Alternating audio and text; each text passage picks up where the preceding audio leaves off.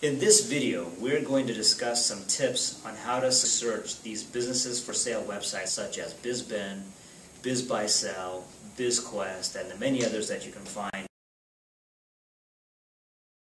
Be as specific as you can in terms of the industry and sub-industry types, and also in terms of geography, so getting the location as specific as you possibly can.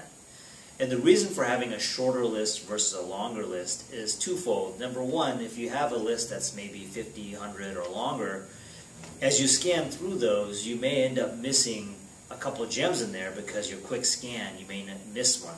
Okay. Also, another reason why to have that is then you really want to read the descriptions as thoroughly as possible. And by that, you may find that there you can weed out some of these results that aren't good for you, and that it may help you focus on the 1, 2, or 3 or a few listings that are really worth your time to investigate. Because one source of frustration that buyers have is they call about a business, they go look at it, they go meet with the owner, they go review financials. You know, it's an incredible investment of time, and you definitely are better off weeding out listings that are not worth your time as early in the process as you possibly can. Narrow your search and look for listings that seem best prepared and have the most thorough information. So one little tip that I always recommend to buyers is when they're looking at listings, if they see revenue figures that are very specific, so not rounded, but something like $5,938,432, that is definitely an indication that the owner of that business and the agent took some time to prepare the listing for sale versus just seeing something like $6 million, a very blank, generic, rounded figure.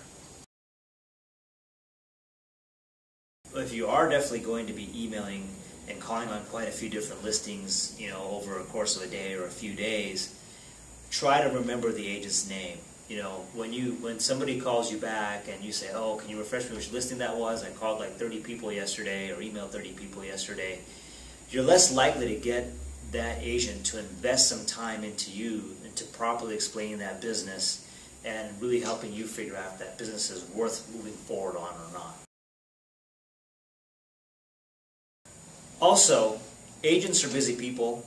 You're a busy person. You want to make sure you get them to call you back as soon as possible.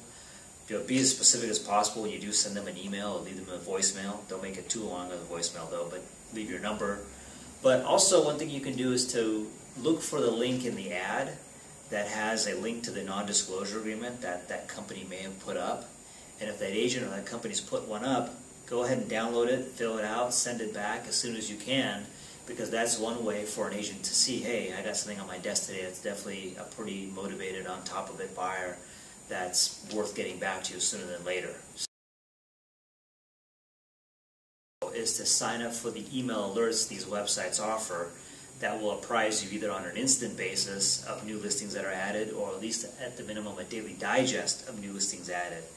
And same thing that applies earlier is going to apply here, which is you want to make your criteria as specific as possible so you don't get bombarded with too many emails or one long daily digest email that's so long you're not going to want to go through it. So again, that can be very handy for you.